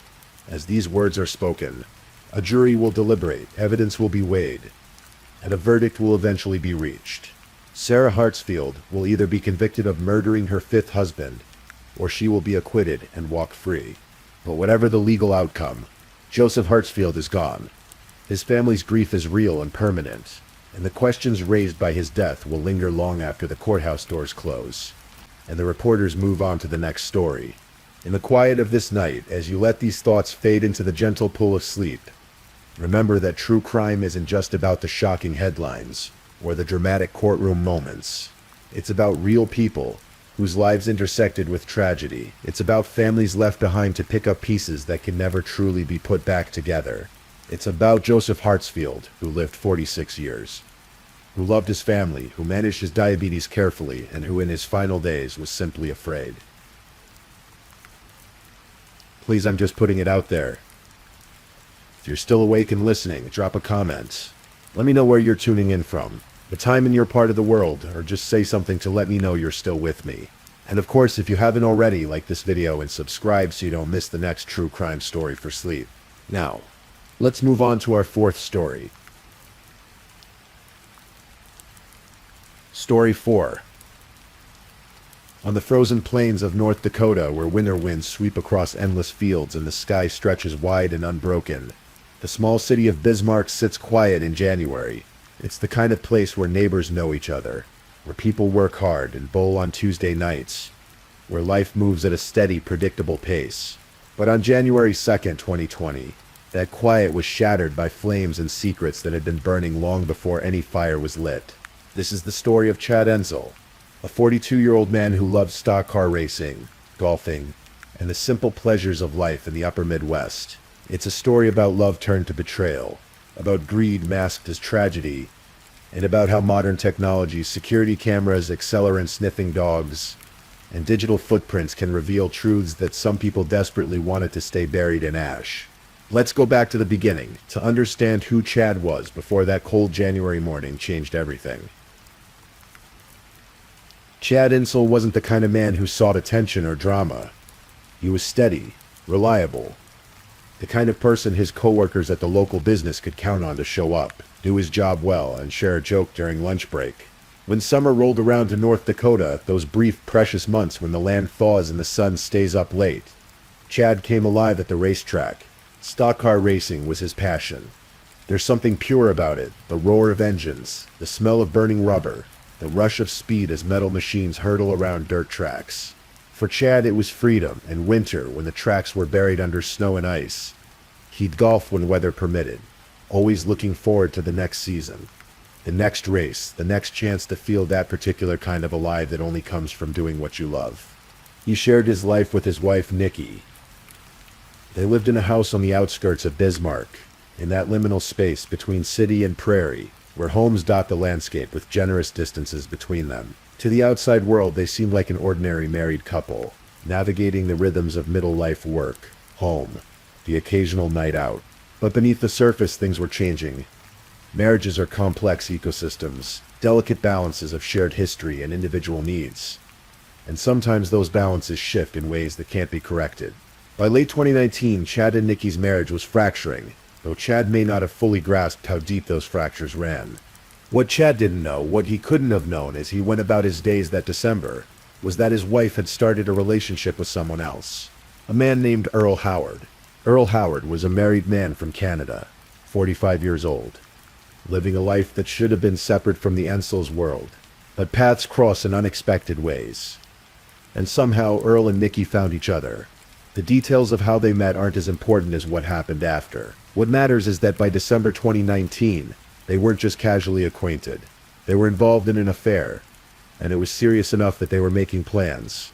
Plans to leave their current lives behind. Plans to move to Texas together. To start fresh under the wide southern sky, far from the frozen plains of North Dakota. Nikki even had a job interview scheduled in Texas. They were building a future together, brick by brick, decision by decision. But there was a problem, a significant one. Chad. In the calculus of betrayal, there are different paths people take. Some choose honest conversation and divorce, painful but clean. Others choose deception and separation, messy but survivable. And then there are those who choose something darker, something that crosses a line from which there's no return. According to what investigators would later piece together, Nikki and Earl chose the darkest path. They allegedly began planning not just to leave their old lives, but to erase one of the obstacles standing in the way of their new one. Money was part of the equation too. It almost always is in cases like this. Just 4 days before Chad's death, Nikki had taken out a renter's insurance policy worth approximately $26,000. The timing would later seem suspicious to investigators. One more piece in a puzzle that was slowly taking shape. As December turned toward its end, as 2019 prepared to give way to 2020, events were set in motion that would culminate in tragedy. December 30th, 2019. A Monday evening in the dead of winter, Chad Insel did what he did many Monday nights. He went bowling. In small cities across America, bowling alleys serve as social hubs. Places where leagues gather, where the crack of pins and the rumble of balls down wooden lanes create a soundtrack to community. For Chad, it was routine, comfortable, normal. While Chad was at the bowling alley, Nikki came to the house. She picked up her belongings that night while Chad was out. The marriage had deteriorated to the point where she was leaving, gathering her things, preparing to separate. But she wasn't alone. Earl Howard went with her, though he stayed outside while she collected what she needed. After leaving the house that night, Nikki checked into a hotel. She would stay there through New Year's Eve, through New Year's Day. As the calendar flipped to 2020, she remained at the hotel on January 2nd, then went to work. It was while she was at work that everything would come crashing down. But let's stay with December 31st for a moment. New Year's Eve. A night of celebration, of looking back and looking forward, of champagne toasts and hopeful resolutions. Somewhere in Bismarck, as fireworks prepared to light up the frozen sky and people counted down to midnight, something terrible happened in the Enzel home. In the early morning hours, those quiet, dark hours when the world is suspended between sleep and waking, Chad Ensel was murdered. Prosecutors would later claim that Nikki Ensel and Earl Howard killed Chad and staged the crime scene to look like a suicide. Chad, 42 years old, was shot twice with a shotgun. The violence of it is difficult to imagine, the shock and terror of those final moments. Either one would have been fatal, investigators later determined. This wasn't a single shot that might have been explained away. This was 2 blasts, ensuring death, eliminating any chance of survival. The crime scene was staged carefully, or at least there was an attempt at careful staging. Prosecutors claimed the couple even took one of the 2 shell casings from the crime scene, trying to manipulate the physical evidence to support their planned narrative of suicide. But staging a murder scene to look like suicide is harder than television makes it seem. The human body tells stories through wound patterns, blood spatter, and position. Firearms leave evidence in trajectories and residue, and in this case, the staging wouldn't hold up under the scrutiny that was coming. Because after the murder, there was still the problem of the body, of the scene, of all the evidence that pointed toward foul play. So a decision was made to destroy it all, to burn it down. January 2nd, 2020. A Thursday morning. The holiday week was ending. People were returning to work after the New Year's break, settling back into routine. At 911 dispatch in Bismarck, a call came in. A house fire on the outskirts of the city. Firefighters responded quickly, racing through the cold morning air toward the address. Smoke and flames have a particular urgency in winter. The brutal cold makes fires both more dangerous and more difficult to fight. Water freezes. Equipment struggles, and victims of smoke inhalation have less margin for survival in sub-zero temperatures. When firefighters arrived at the scene, they found the house burning. Inside, they discovered the body of 42-year-old Chad Ensel in his bedroom. At first, it might have seemed straightforward. A tragic house fire, a man who couldn't escape the flames in time. But as investigators began to process the scene, as they examined Chad's body and studied the patterns of the fire, inconsistency emerged. Chad hadn't died from smoke inhalation. He hadn't been overcome by flames. His wounds were from shotgun blasts, and the fire, investigators began to suspect, had been set deliberately after his death. After finding 2 gunshot wounds and traces of fire accelerant, they concluded foul play was involved. Someone had tried to burn the evidence, to destroy the crime scene, to make it look like Chad had either died in an accidental fire or perhaps had set it himself after a suicide. But arson investigators are trained to read fire patterns, to understand how flames spread naturally versus how they spread when accelerated by chemicals. The evidence was clear. This wasn't an accident. As the investigation shifted from a tragic fire death to a homicide, detectives began asking questions. Who would want Chad Ensel dead? Who stood to gain from his death? And where was his wife? The Burleigh County Sheriff's Department took the lead on what was now a murder investigation. Deputies began the painstaking work of reconstructing Chad's final days, interviewing friends, family, co-workers, and anyone who might have information about his life and death. Chad's co-workers were concerned when he didn't show up for work after the holiday. He was reliable, the kind of employee who showed up on time, who called if he couldn't make it. When he didn't appear and didn't call, alarm bells went off. Someone who knew Chad well understood that his absence meant something was wrong. Investigators learned about the state of Chad and Nikki's marriage, about the separation that had been underway, about Nikki collecting her belongings on December 30th. They learned that she'd been staying at a hotel since then, and as they dug deeper, they learned about Earl Howard. This is where modern technology became crucial to the case. We live in an age of ubiquitous surveillance, where security cameras are mounted outside businesses, homes, and parking lots, where our movements through public spaces are often recorded without us even thinking about it. For privacy advocates, this is concerning. For criminal investigators, it's invaluable. With the help of security camera footage, investigators began piecing together the details of Chad Ensel's final days. Cameras captured Nikki Ensel and Earl Howard, all over Bismarck together. The digital evidence was damning. Investigators discovered surveillance video that showed Nikki Ensel and Howard kissing publicly before leaving a local Walmart, days before the murder was committed. They weren't being particularly careful about hiding their relationship. In footage from various locations around the city, they appeared together repeatedly, a pattern of meetings and moments that painted a picture of an active affair. Detectives also brought in specialized resources.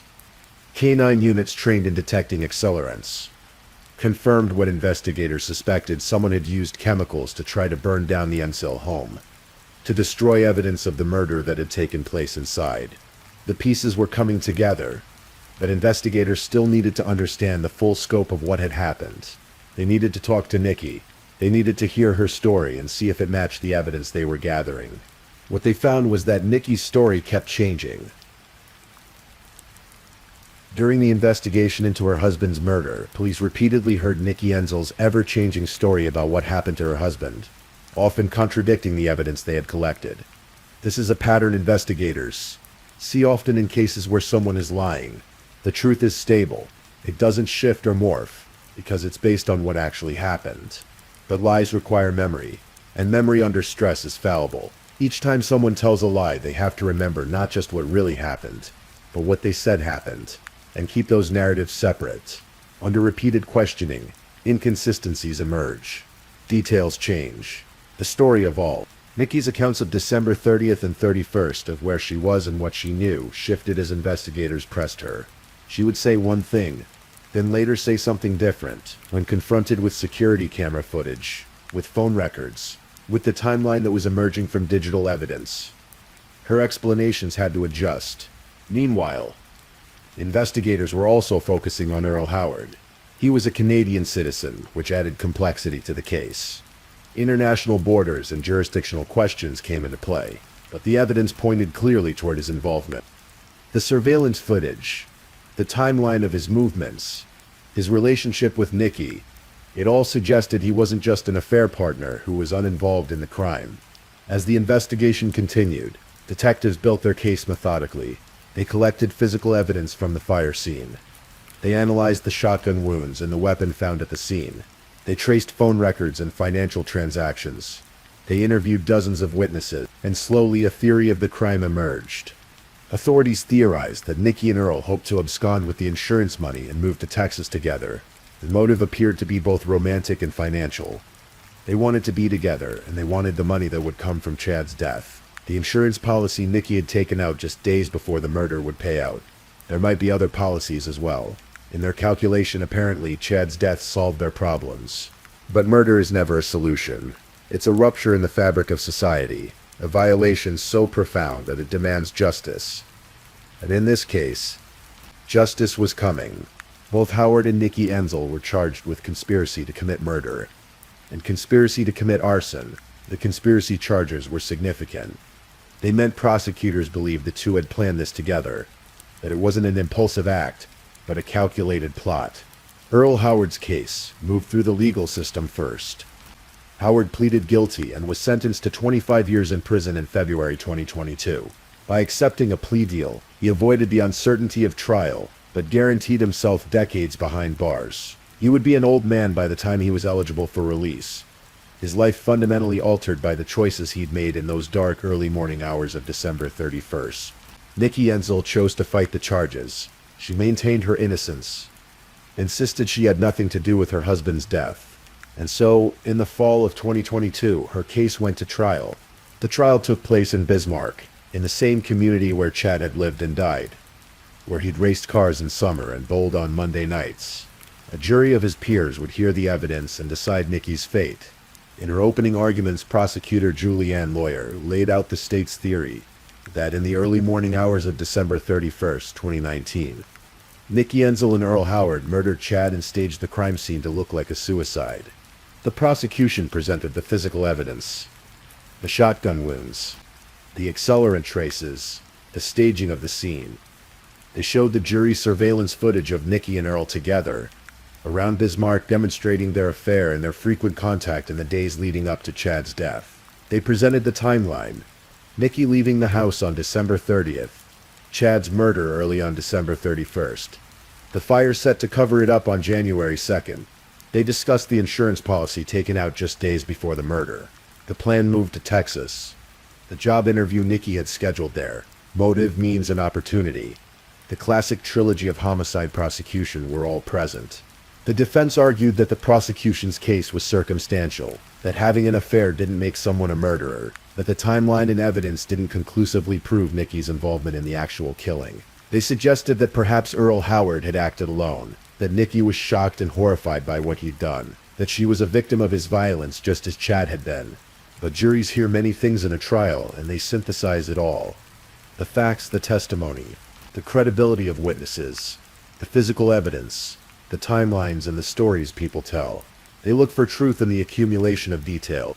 After hearing all the evidence, after deliberating together and weighing the prosecution's case against the defense's arguments, the jury reached a verdict: guilty.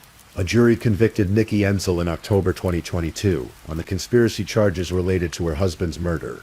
The 12 people who had listened to weeks of testimony, who had examined the evidence and considered the arguments, concluded that she had been part of the plot to kill Chad and cover it up with fire. In February 2023, the court sentenced Nikki Ensel to life in prison with the possibility of parole. She also received an additional 15 years on the other conspiracy charges against her. The sentence meant she would spend decades behind bars, that the life she'd imagined in Texas with Earl Howard would never materialize, that her choices on those cold December days had cost her everything, and had cost Chad his life. But Nikki wasn't done fighting. She maintained her innocence and pursued appeals, arguing that her trial had been unfair, that evidence had been mishandled, that the jury's verdict was wrong. The appeals process is a crucial part of the American justice system, ensuring that convictions are sound and that defendants' rights have been protected. In October 2023, the Supreme Court rejected her appeal in the case. The conviction stood. The legal system had spoken at multiple levels, and each time the answer was the same.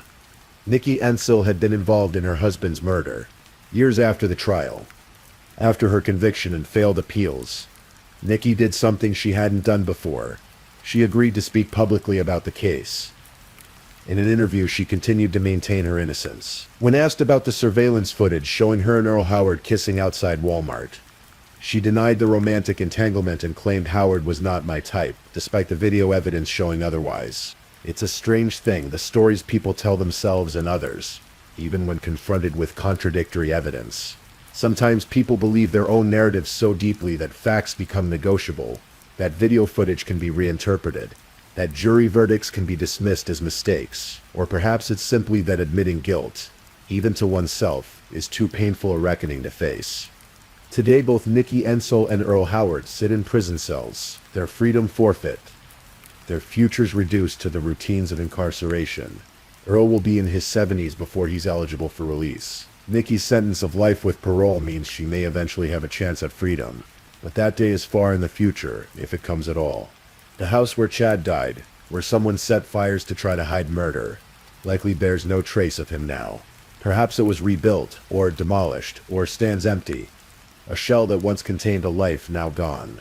The bowling alley where Chad spent his last Monday evening continues to host leagues. The racetrack where he drove in summer waits for spring, when new drivers will take their turns feeling that particular rush of speed and competition that Chad loved. Chad's co-workers remember him as reliable, as someone who showed up and did his job. His friends remember the races, the golf games, the ordinary pleasures of a life lived without pretension. His family carries the weight of his loss, the knowledge that he died violently and unnecessarily, killed by someone he should have been able to trust. This is what murder does. It ripples outward from the moment of death, touching everyone connected to the victim. Co-workers who wonder if they should have seen signs. Friends who replay final conversations, looking for warnings they missed. Family members who carry grief like stones, heavy and permanent. And for what? In this case, for an affair and insurance money, for the fantasy of a fresh start in Texas, of a life free from complications, as if murder could ever simplify anything, as if violence could ever be a clean slate. The truth is there are no clean slates. There are only choices and consequences, actions and reactions, causes and effects. Chad Ensel went bowling on a Monday night in December, ordinary and unsuspecting. He came home to a house that should have been safe, to a life that should have continued. Instead, he was murdered, shot twice with a shotgun in the early hours of New Year's Eve. His death staged as suicide, his body nearly consumed by flames set to hide the truth. But truth has a way of emerging. Surveillance cameras captured images that contradicted lies. Accelerant-sniffing dogs detected chemicals that revealed arson. Investigators pieced together timelines and motives.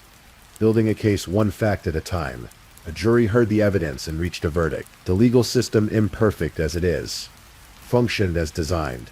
In the quiet moments before sleep, when our minds wander through the day's thoughts and settle into the space between waking and dreaming, stories like Chad Enzel's linger. They remind us that beneath the surface of ordinary life, the bowling leagues and stock car races, the grocery stores and hotel rooms, darker currents sometimes flow.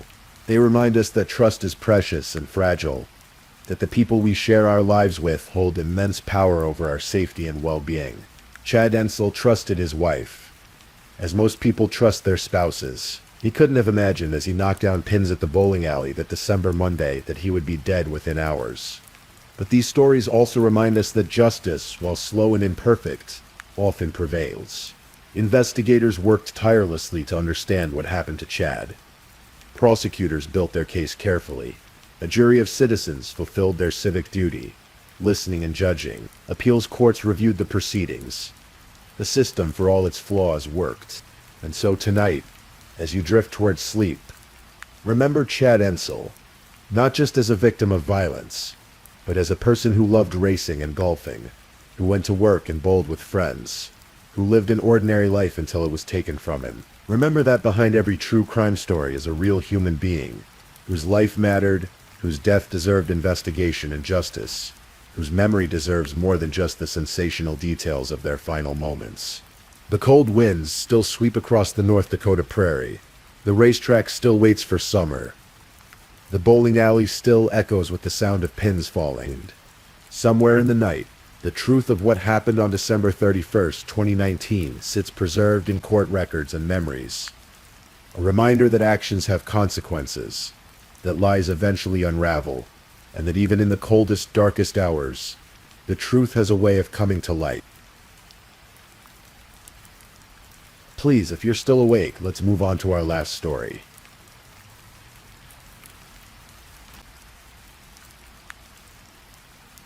Story 5. Tonight, we're traveling to Edinburgh, Scotland, to a story that begins on an ordinary Tuesday morning in May 2010. This is a tale of secrets hidden behind office walls, of evidence gathered frame by frame, and of a woman who simply vanished into thin air.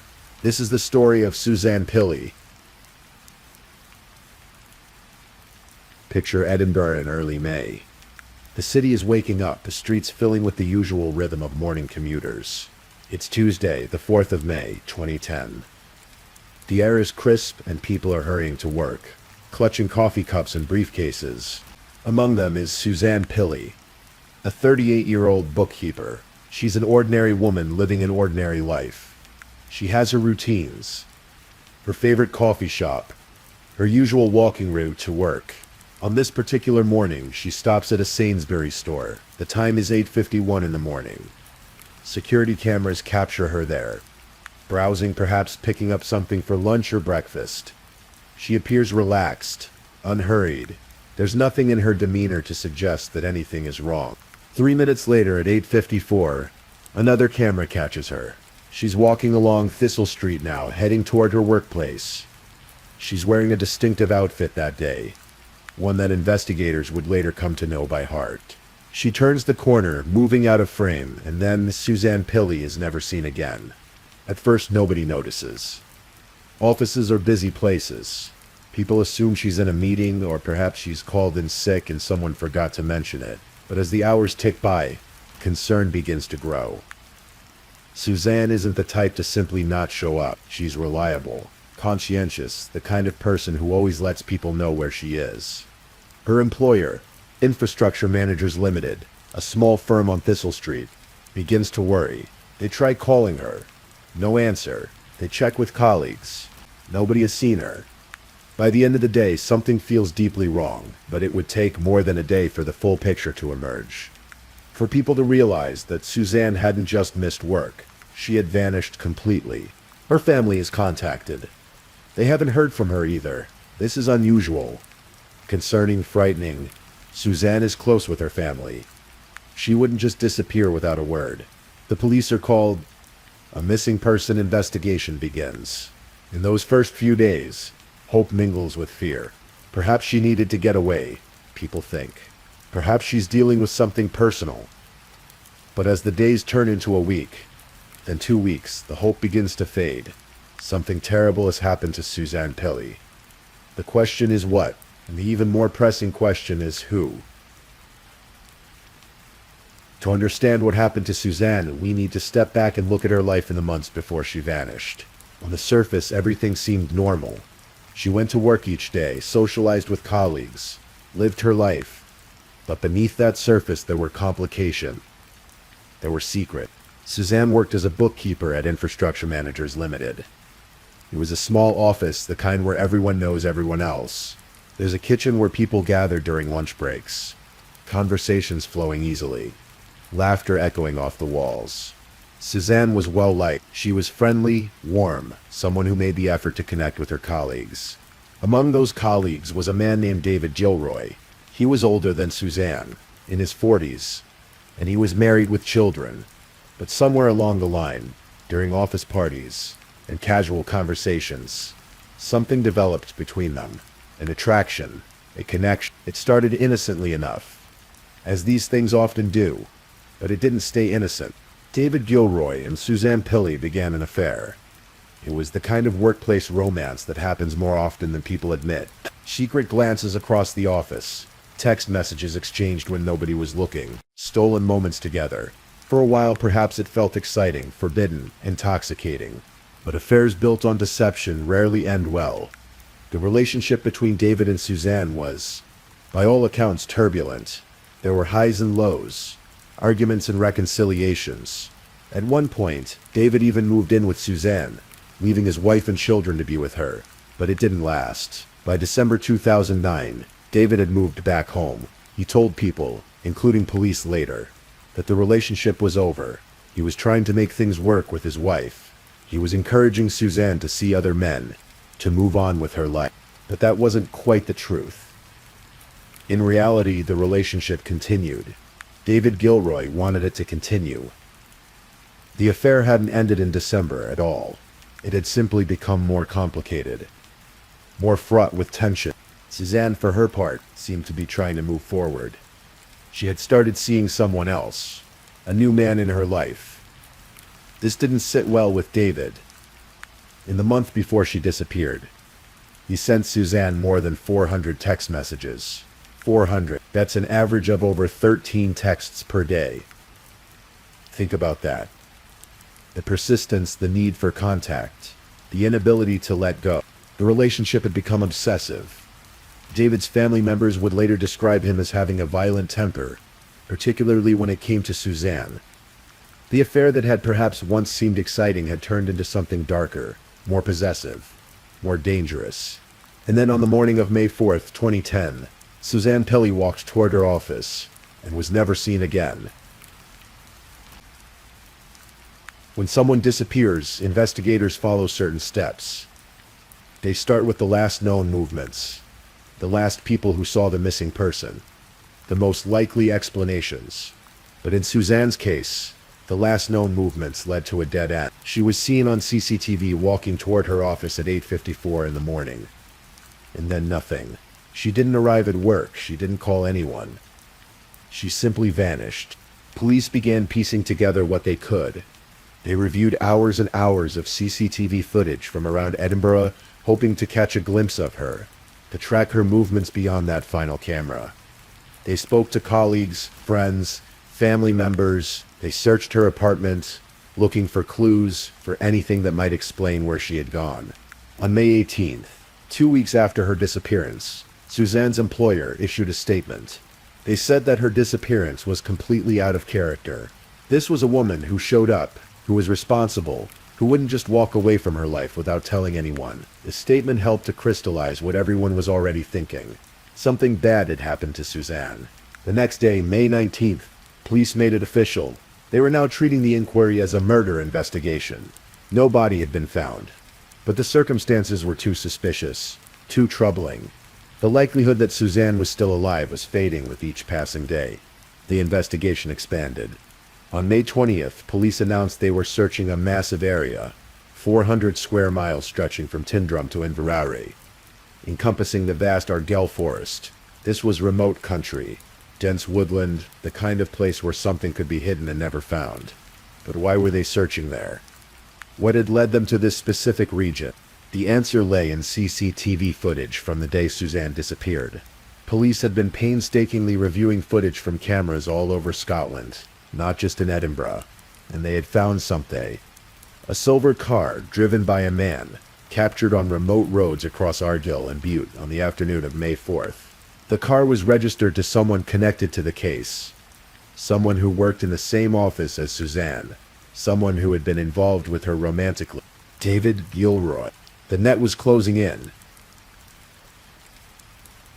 The police investigation into Suzanne Pilley's disappearance became one of the most complex and thorough in Scottish history. Detectives spoke to nearly 1,500 potential witnesses. They took over 1,100 statements. They gathered more than 2,000 pieces of evidence. They obtained CCTV footage from 250 separate locations. It was painstaking work. The kind that requires patience and attention to the smallest details. Each frame of video footage had to be reviewed. Each timeline had to be verified. Each piece of evidence had to fit together like a puzzle. And slowly, inexorably, that puzzle began to form a picture that pointed directly at David Gilroy. The first major breakthrough came from cadaver dogs. These are specially trained animals that can detect the scent of human remains, even in trace amounts. Police brought them to the office building on Thistle Street, where Suzanne had worked.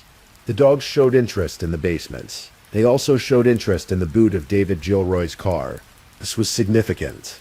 It suggested that Suzanne's body had been in those locations, even if it was no longer there. The basement of the office, the boot of David's car. The implication was chilling. Suzanne had been killed in the basement where she worked, placed in the boot of David's car, and driven somewhere else. But where? That's where the CCTV footage became crucial. Police had tracked David's movements on the day Suzanne disappeared. His silver car was picked up on camera after camera, heading north out of Edinburgh, traveling through increasingly remote areas into the highlands and the Argyll forest. The timeline they constructed was damning. On the morning of May 4th, David had been at the office. So had Suzanne, according to the CCTV showing her walking toward Thistle Street. Sometime that morning, in the basement of that building, investigators believed David had murdered her. Perhaps they had argued. Perhaps she had made it clear the relationship was truly over. Perhaps David had simply snapped.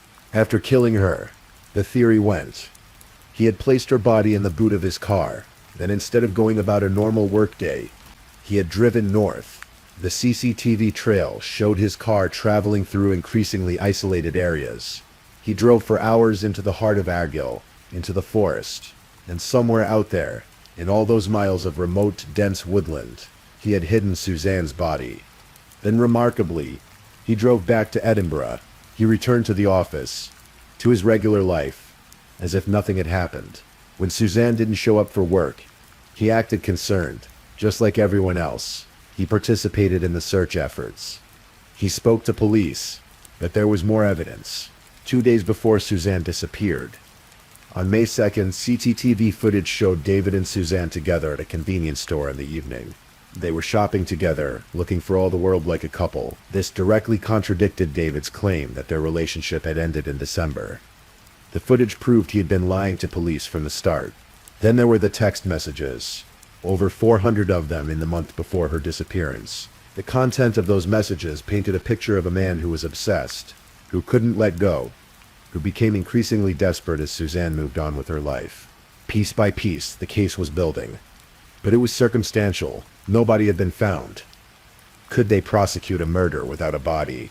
In Scotland, as in most places, it's rare, but possible. The evidence has to be overwhelming. The proof of death has to be clear. On June 23, 2010, less than 2 months after Suzanne vanished, police made their move. David Gilroy was detained, arrested, and charged with murder. While the legal case against David Gilroy was being prepared, the search for Suzanne's body continued. Police focused their efforts on the Argyll Forest, that vast expanse of wilderness where David's car had been tracked on the afternoon she disappeared. 30 different areas were subjected to coordinated searches. The military was brought in to help. Police officers, mountain rescue teams, search and rescue volunteers, all combing through dense forest. Looking for any sign of Suzanne, they used cadaver dogs, ground-penetrating radar, aerial surveys. They searched along roads, hiking trails, remote tracks that wound through the trees. The Argyll Forest is an enormous place. Thousands of acres of woodland, hills, streams, isolated clearings. Finding a body hidden there, deliberately concealed, was like searching for a single needle in countless haystacks. The terrain was difficult, the weather often uncooperative. Searchers pressed on, driven by the hope of giving Suzanne's family some closure, of bringing her home. But despite all their efforts, despite the resources poured into the search, Suzanne was not found. The forest kept its secret. Somewhere out there, hidden beneath branches or buried in earth, Suzanne Pilley remained. The failure to find her body was frustrating for investigators and heartbreaking for her family. But it didn't stop the legal process. The case against David Gilroy would move forward regardless. The trial of David Gilroy began in Edinburgh High Court. It was a significant case, not just because of the tragedy of Suzanne's death, but because it was a murder trial without a body. The prosecution would have to prove beyond a reasonable doubt that Suzanne was dead, and that David Gilroy had killed her, all without physical remains as evidence. The Crown presented their case methodically. They showed the jury the CCTV footage of Suzanne's last known movements, walking toward her office on the morning of May 4th. They presented evidence of the turbulent relationship between Suzanne and David, the affair that he had lied about, the hundreds of obsessive text messages. They brought in experts who testified about the cadaver dog's findings in the basement and in David's car.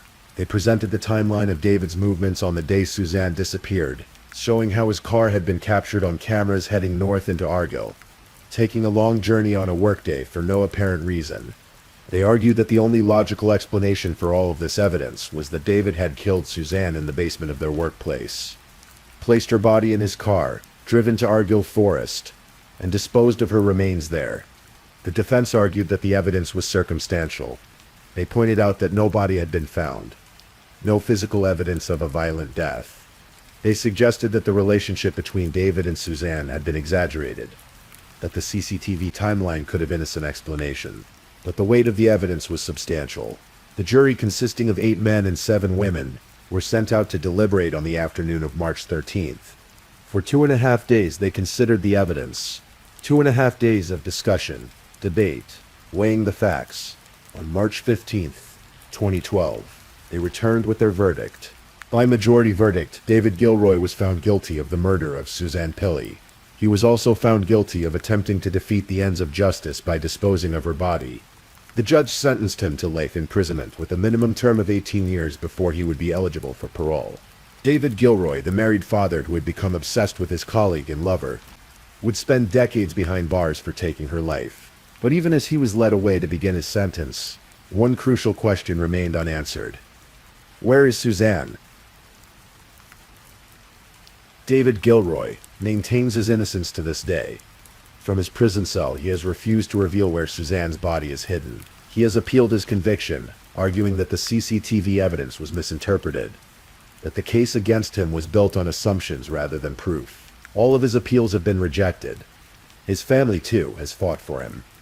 His parents have called for fresh investigations, requesting access to the original CCTV footage, claiming that if examined more closely it would prove his innocence. They have written to Scotland's police chief.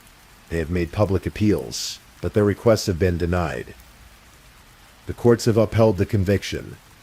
The evidence in the eyes of the law is sound. For Suzanne's family, the years since her death have been filled with a particular kind of anguish. They know she was murdered. They know who killed her, but they don't know where she is. They can't visit a grave, can't have a funeral in the traditional sense, can't find that final piece of closure that comes with laying a loved one to rest. Police have continued to search for Suzanne periodically over the years. In 2020, on the 10th anniversary of her disappearance, they launched a fresh appeal for information. They returned to Argyll Forest, still hoping that someone somewhere might know something that could lead them to her. In 2024, 14 years after her death, the BBC's Crime Watch program featured another appeal, still asking the public for any information that might help locate Suzanne's remains. The case has never been closed. It can't be closed, not until Suzanne is found. Suzanne's case has also had broader implications.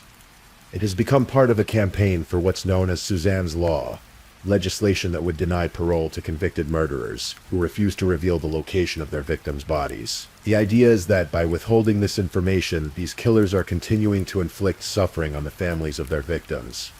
They're wielding one last bit of power, one final act of cruelty. Scottish Conservative leader Douglas Ross has pledged to introduce this as part of a victim's law, giving families some measure of justice, some leverage to force killers to finally tell the truth. It's a fitting legacy for Suzanne that her case might lead to changes that help other families in similar situations. But for now, the Argyll Forest keeps its secret. Somewhere in all those miles of woodland beneath the Scottish sky, Suzanne Pelly rests in an unmarked grave. Hikers pass by, perhaps, never knowing they're walking near a place of tragedy. Birds sing in the trees above her. Seasons change, year after year. David Gilroy knows where she is. He could end his family's suffering with a single truthful statement, but he chooses silence. And so the search continues. Year after year, hope fading, but never quite extinguished. The murder of Suzanne Pelly is a case that haunts people. It's the combination of elements that makes it so disturbing. The ordinary setting, an office in the heart of Edinburgh. The relationship that turned deadly, a story as old as time, but never any less tragic. The vanishing, complete and absolute. The killer who maintains his innocence despite overwhelming evidence. And most of all, the missing body, the woman who can't be found and brought home. It's a reminder that evil often wears a familiar face. David Gilroy wasn't a stranger lurking in the shadows. He was a colleague, someone Suzanne knew well, someone she had been intimate with. He worked in the same office, walked the same halls, smiled at the same people, and then on one ordinary Tuesday morning, he took her life. The case also demonstrates the power of modern investigative techniques. Without a body, without witnesses to the crime itself, police still managed to build a case strong enough to convict. They did it through patience, through technology, through the painstaking gathering of CCTV footage from hundreds of locations. They tracked David Gilroy's movements frame by frame, minute by minute, building a timeline that told the story of what happened even when no one was watching. The cadaver dogs played a crucial role, their sensitive noses detecting what human investigators could not see. The pattern of David's behavior, the lies he told, the way he tried to maintain a facade of normalcy, even as Suzanne's family desperately searched for her. All of it came together to paint an undeniable picture. And yet, for all the sophistication of the investigation, for all the evidence gathered and analyzed, one simple fact remains. Suzanne Pelly has not been found. The Argyll Forest, beautiful and vast, holds on to its secret, and a family waits, year after year, hoping that one day they'll get a call telling them that finally, after all this time, Suzanne can come home. Let's take a moment to remember Suzanne Pelly. Not as a victim, not as a case file, but as a person. She was 38 years old when she died. She had a whole life ahead of her. She had family who loved her, friends who missed her, a job where she was valued. She enjoyed socializing with her colleagues, chatting in the office kitchen, sharing laughs over lunch. She made mistakes, as we all do. She got involved in a complicated relationship that brought pain and drama into her life. But she was trying to move forward. She was dating someone new, looking toward the future. She deserved the chance to live that future, to continue her life, to find happiness. Instead, on a spring morning in Edinburgh, her life was stolen from her, and then in a final insult, her body was hidden away, denied to those who loved her. Somewhere in Scotland, in the wild beauty of Argyll Forest, Suzanne Pelly waits to be found. The investigation continues. Hope persists, and her family keeps fighting for the closure they deserve. If you're ever in Edinburgh, walking down Thistle Street, spare a thought for Suzanne. Remember that behind every headline, every case, every crime, there's a real person whose story ended far too soon. Sleep well, and may Suzanne, wherever she rests, finally find peace Thank you for listening to tonight's true crime story. Rest peacefully knowing that another story awaits you next time, ready to accompany you on another journey toward restorative sleep. But if you're still awake, don't forget to like and subscribe so you don't miss our next true crime stories. And until next time, stay safe and take care. Good night.